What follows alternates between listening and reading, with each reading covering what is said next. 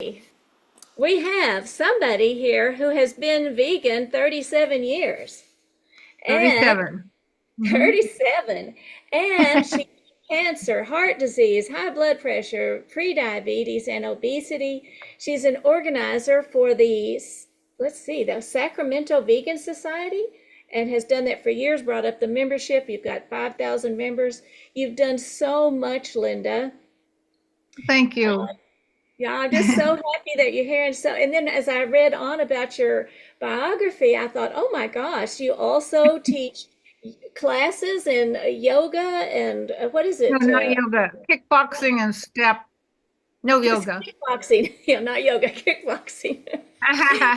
Oh my gosh. And she is a mentor, a vegan mentor health coach, as well as a food for life nutrition and cooking instructor for Physicians Committee for Responsible Medicine with Dr. Neil Bernard. And she's also the co-owner with her son Darren Middlesworth of vdog.com, a vegan dog food business that she and her late husband David launched 19 years ago. Linda, we are so happy that you're here and grateful that you've made this time for us. I'm going to Oh, turn it over to you and let you say whatever you'd like to say to the world. okay. Thank you so much. I really, really appreciate being here. I'm honored to be here. My problem in life is I don't know what I want to do the most. I love animals, so I know that's number one.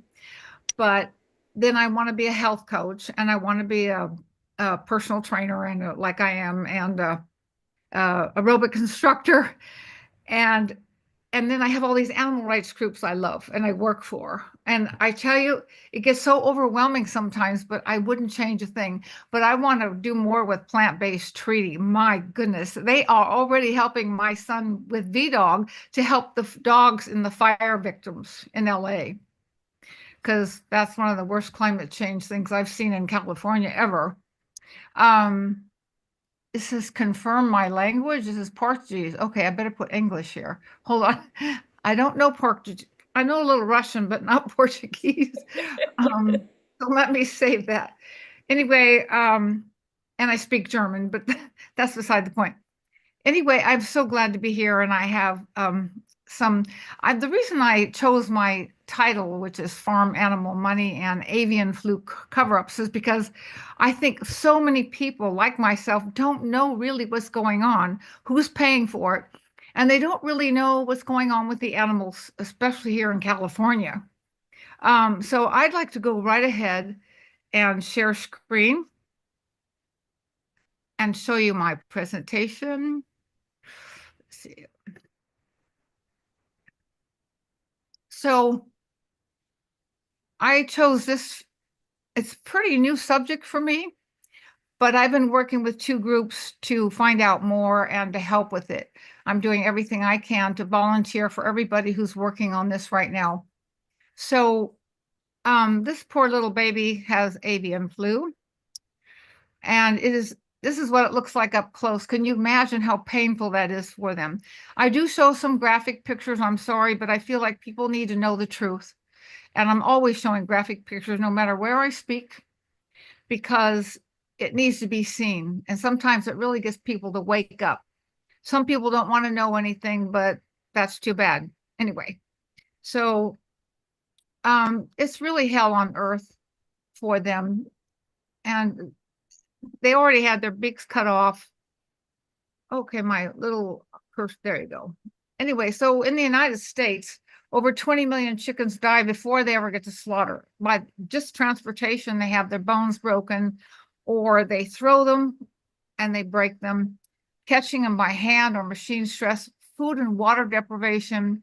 They're forced to grow too quickly, or crowding or stunning an electric water bath. Very painful. This is what we've done to chickens. These are broiler chickens. And this is 2005, so it's even worse now on the big chickie there. So they can barely walk. They're so heavy and they're fed unnatural foods, things that they don't usually eat. So the National Institute of Health says that since 2003, highly pathogenic avian flu is in 54 countries.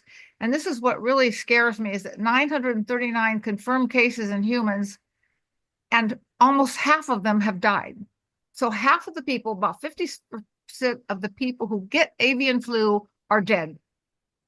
So if we get avian flu human to human contact now, we will think of COVID as a walk in the park. And it comes from people who butcher them, pluck them, or even children who play with them. And you mutate soon to human without too much trouble. They must be killed immediately when they get it around the world. In Nigeria, they don't get compensated, but in the USA gets compensated for all the death by us. We pay for it.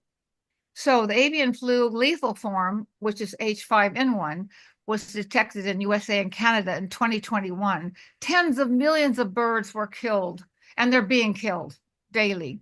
This caused the one-time price of eggs to go up. But guess what? Yesterday on the news, they said eggs are now, some of them, $12 for 1 dozen eggs, which is very high. And so it's very high. And the Department of Agriculture paid poultry workers more than $500 million for turkeys, chickens, and egg-laying hens after getting infected with the bird flu. And then they go ahead and get more, and then they kill some more, and it just goes on and on. So last year, the Department of Agriculture reported that since 2022, more than 82 million farm birds have been killed. They produce more than 9 billion chickens and turkeys each year.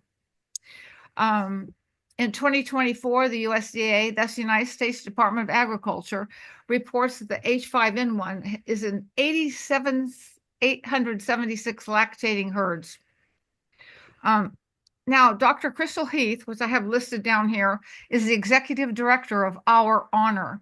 And she drove up and down California hundreds of miles and took pictures of dead cows all along the roadsides, even 14 miles away from the dairy farm. This is on a dairy farm, but they have dead cows lined up with avian flu. And this connects to the wild birds, which connects to humans and scavengers and even roaming cats and dogs. So even the healthy cows are not far from the sick cows, which just keeps it going. And then 1.7 million confined dairy cows are in California. And they're quarantined with avian flu, and we're the leading dairy. We have more cows than anybody in California. I live in California. And these birds, especially the European starling bird, are swarming around the cows, and they get the nasal discharge from the cow. Cats and dogs too. But this is the nasal discharge. This cow is actually laying down, and you can see a little bit of nasal discharge there. And that goes on to the wild birds and everything else around. So the avian flu is found in 9 states, 108 countries, more than 500 bird species, 70 mammal species, polar bears, condors, 485 mammal and bird species have been infected. Since 2003, over 900 dairy cases reported to the World Health Organization. Half are fatal in 23 countries. And the cows get avian flu fevers. They reduce their appetite, and then they don't have good milk production. And so even in Washington, all the 20 wild cats like jaguars and tigers and lions were killed within 24 hours once they got the bird flu. They get a fever, get pneumonia, and die. It's really terrible. And then the way they kill the animals, not just the chickens, but the pigs too, and other animals, but mostly the chickens and the pigs. They use ventilation shutdown, which I did not know about. It is the most horrifying, inhumane thing I've ever seen in my life. I will show you that in a minute. They heat up the room and close it up so they can't get air out. And they heat it up and they just really burn up to death very slowly. So they get money to test how long it takes to kill them. They get tens of millions of dollars just to test all these chickens. And then they get paid off. They pay these companies their indemnification. For Jenny O Turkey Store, they got $88 million. And then Tyson Foods, 30 million. Despite these losses, they reported billions of dollars in profits. And the majority of the payments are made to meat and egg industries. So this is another horrible thing, I think. Cows are fed chicken poop. The avian flu infected chicken poop. They think this is another reason why cows are starting to have so much avian flu.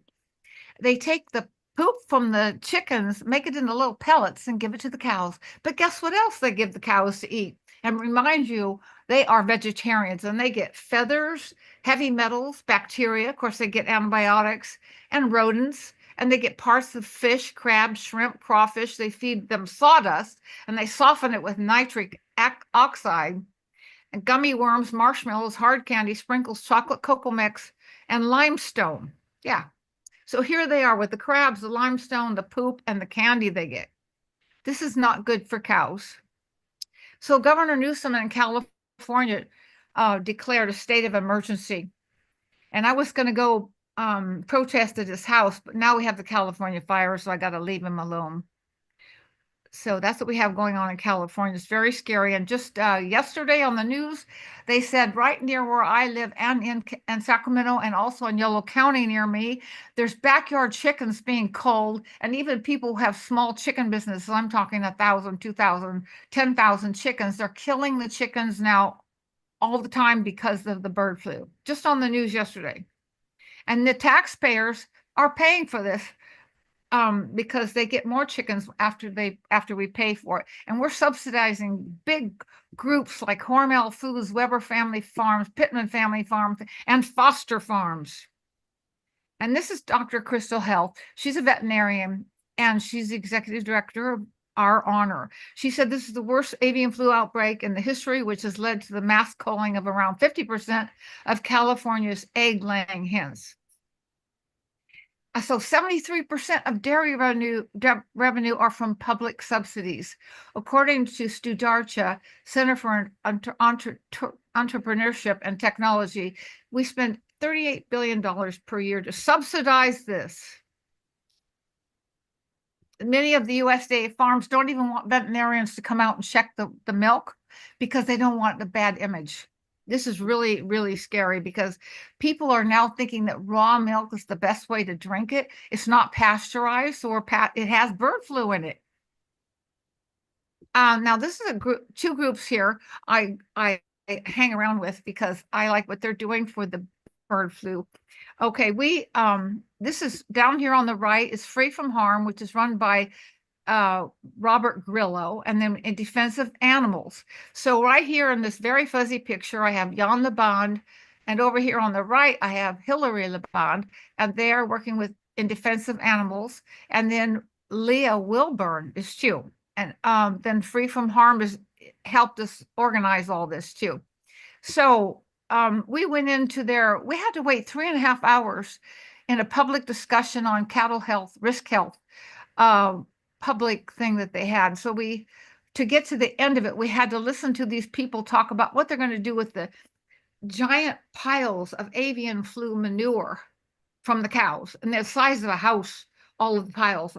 They're going to have to put them back in the earth, let it run in the water. These are infected. So it's really scary. So we went into their meeting, and it took a long time, but we finally ended up telling them, well, they need a plant-based food system before it's too late. This is what we should be doing with chickens and cows, as you know. But if you could take a screenshot of that and help support these two groups, just get involved, just ask questions, ask how you can help them, because these two groups are on the forefront of this avian flu. Well, a lot of things, but avian flu. So please support them. And then I borrowed this from my friend Jane Velez Mitchell, because I'd like you to take a screenshot of that, especially if you live in the United States. And for sure, if you live in California, I would like you to call that number up here. We got to get a hold of Vilsac's office to tell them that we need more testing on the milk. And we need to have a plant-based system. Please do that. So thank you for that. Now I'm going to see if I can end show, escape. Let's see. I'm going to go find something else I'd like to show you. I hope we have time. Let's see. First of all, I want to show you. Linda, we'll have 5 minutes, so whatever you Oh, think. 5 minutes. Okay, just let me show you briefly.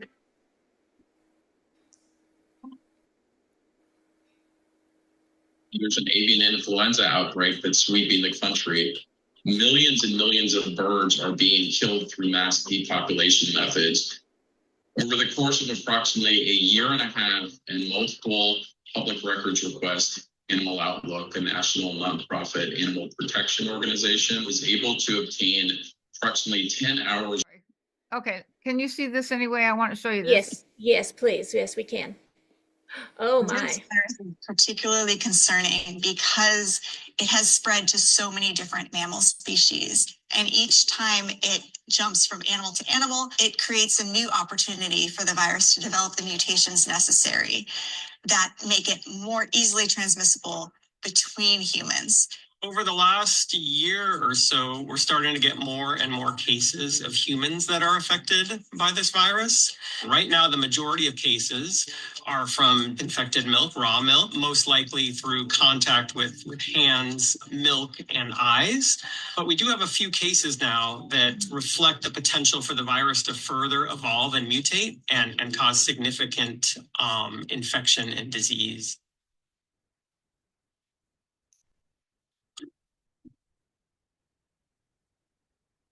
Just seeing stock footage of healthy cows, I think people just think of avian influenza in like the abstract, like it's just something out there that's happening. But actually seeing sick cows, piles of dead cows, I think really brings it home to a lot of people.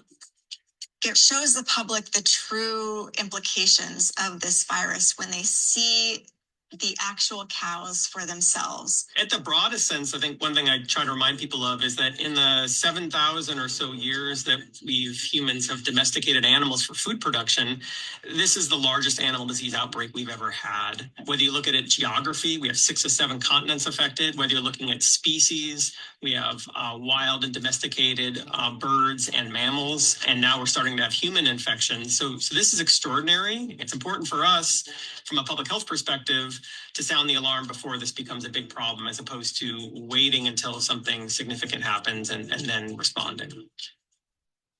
Okay, I would like to show you a little bit more. We went to the California Department of Agriculture, Farming and Agriculture, to be at their meeting. And let's see if I can open it. And here, this is here. IDA, which is in defense of animals, and Free from Harm, and myself all went to their meeting on the Cattle Health Risk Task Force. And we had to listen to them talk for about 3.5 hours before we got to say anything. Here's me talking.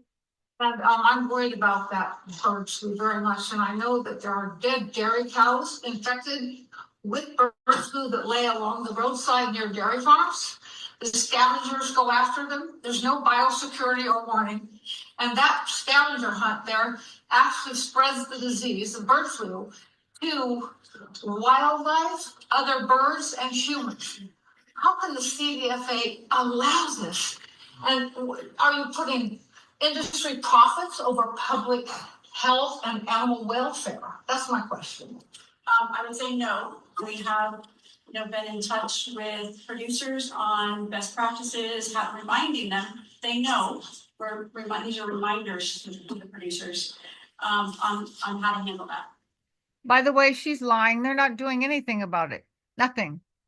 Those dead cows are documented by Dr. Crystal Heath.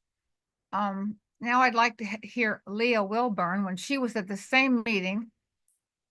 Ventilation shutdown has become the standard in this bird flu crisis to get rid of and kill in the most cruel and inhumane way over 100 million animals because of bird flu crisis, which it seems to me is an industry created problem. So I'm just curious what what the solution, if we're talking about solutions today. Point of order, Mr. Chair.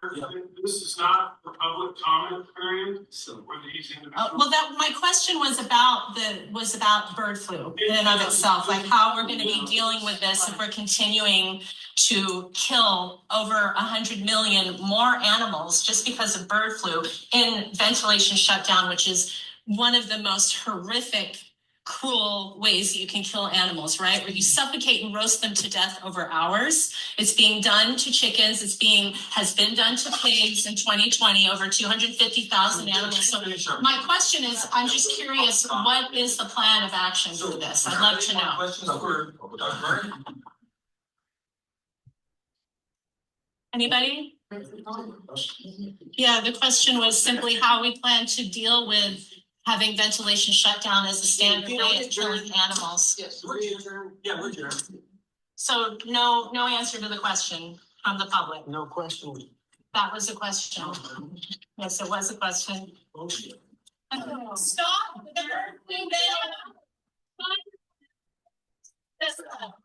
We are here in Sacramento, California at the Farm Bureau headquarters. We were just in the Cattle Health Task Force meeting where we challenged everyone in the room, including Dr. Annette Jones, the state veterinarian, to tell them the urgent need, especially in the bird flu crisis, but at all times to transition from a slaughter animal-based food system to a plant-based food system that is safe, truly sustainable, and truly humane for the animals and for all humans and the planet. So I'm going to stop screen share now. Also, Dr. Crystal Health. I never know if I'm really live. And there we go.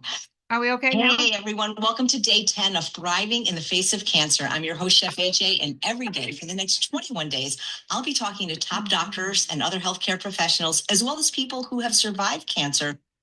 I don't know why she keeps popping up. She's a good friend of mine. Maybe she's trying to help me. I don't know. Anyway, so I just want to say that Crystal Heath has done an amazing job with and they have over 2,000 veterinarians who have signed the Stop Ventilation Shutdown because it's so inhumane. The pigs take sometimes 17 hours before they die. They're suffocating to death while they die. They put nitric oxide in there and everything. So it's really horrifying.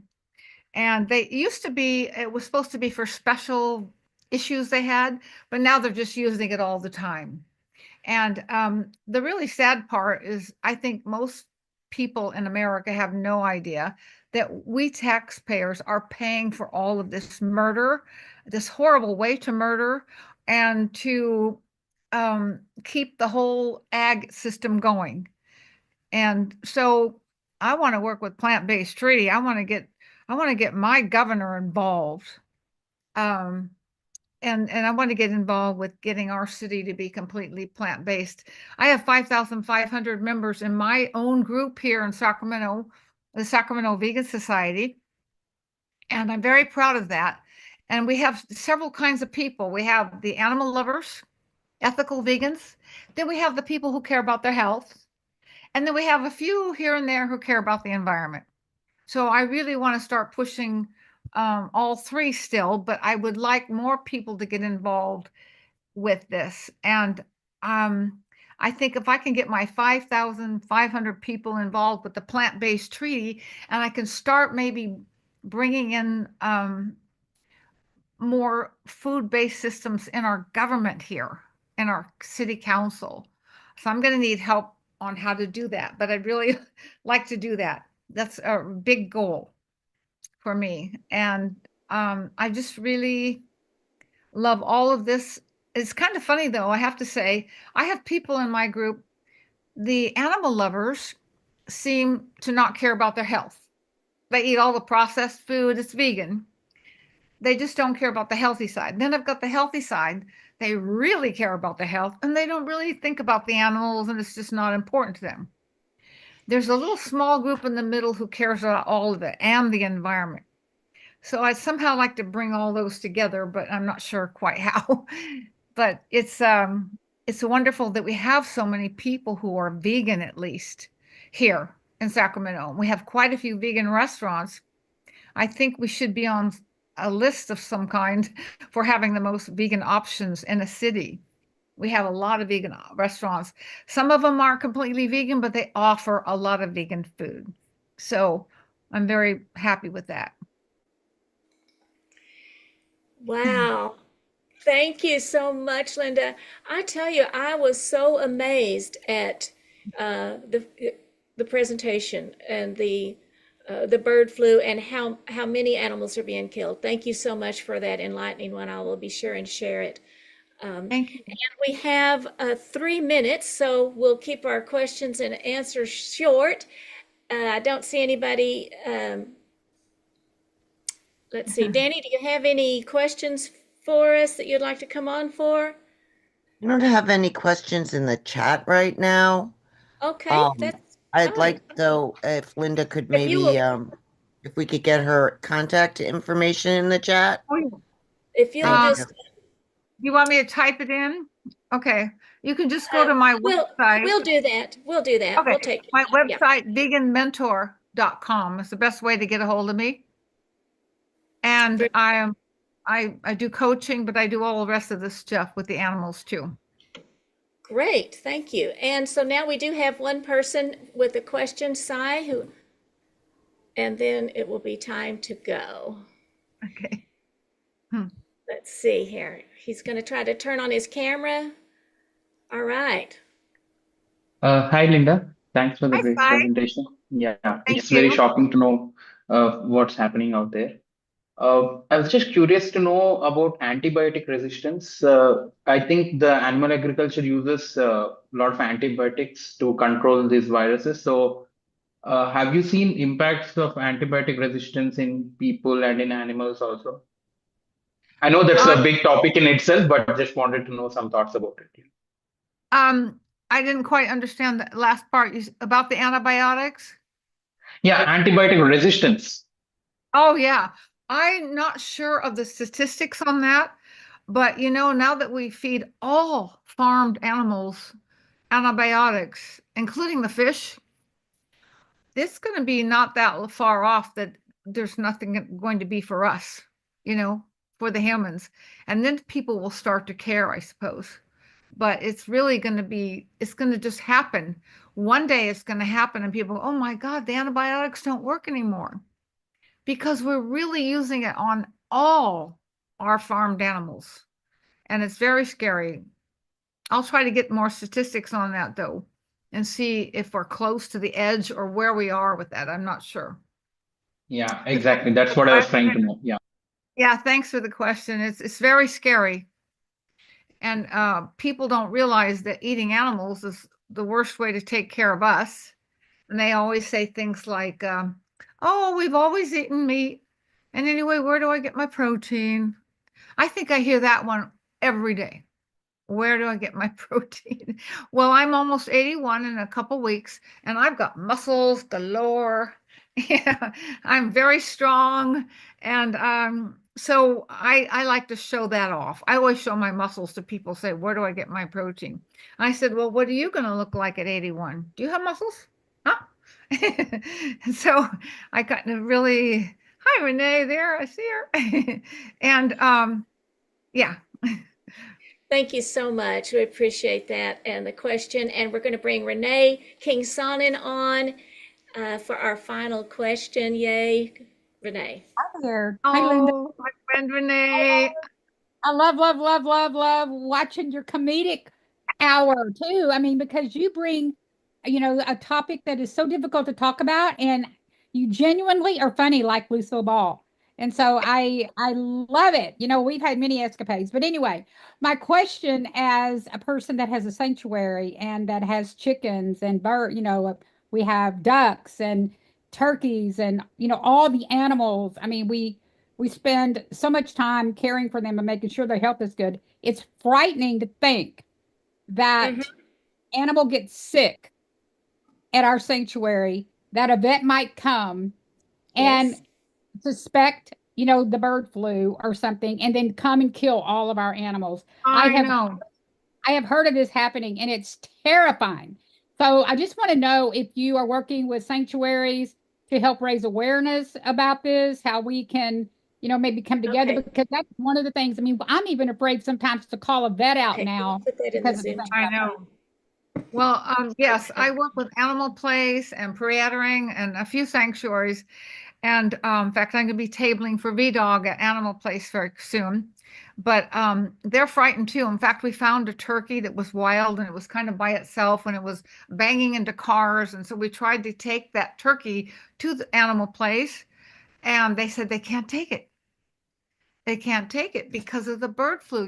They're frightened because it's so scary and there's not much you can do because like around the cows are all these wild birds and the wild birds are getting the discharge from the cows and they're spreading it all over the place. And these backyard chickens around here, around where I live, are being killed all the time. They have bird flu. Where did they get it? They're just backyard chickens. So that is very scary about farm sanctuaries. Look at in Washington, they killed all those lions and tigers and jaguars. In 24 hours, they were dead because it happened so fast. How'd they get it? I don't know. But somehow it's probably the wild birds because they're the ones swarming around the cows and things like that are infected. And one thing I didn't say also is that Crystal Heath, she took pictures all along California and she took pictures of the workers who work on the cows. They didn't have proper PPE or protective gear on, or they had it on the mask down here. They didn't wear it properly. They're not even being advised to keep the PPE on. So they're getting infected. So nobody's controlling this. It's just like it's wild.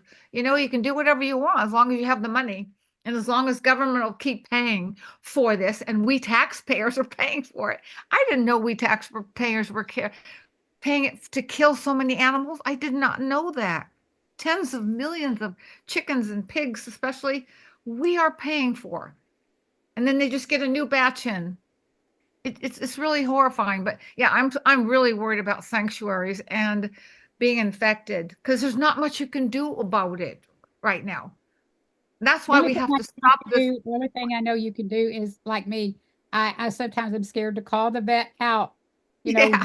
When a chicken is ill, I'd rather take care of it myself than risk all Yeah. of my. Oh yeah. Yeah. And I don't want you to get bird flu either. So yeah, no, it's very scary. Thanks Thank you for the so question. much. Thank you. And I think the one thing we can do is we can make sure people know the connections between bird flu and maybe stop eating these chickens. So thank you so much. That's the only good thing about bird flu is that people might not buy the eggs. They're so expensive now. That's right. Yeah. And maybe they'll stop drinking the raw milk now. Yeah, I hope so. That's the only good thing I can think of for bird flu. Yeah. Thank you so much. Thank you so much. You're welcome. Sorry about all the videos that popped up. Oh, it was wonderful. It was very informative. Thank you. Thank you.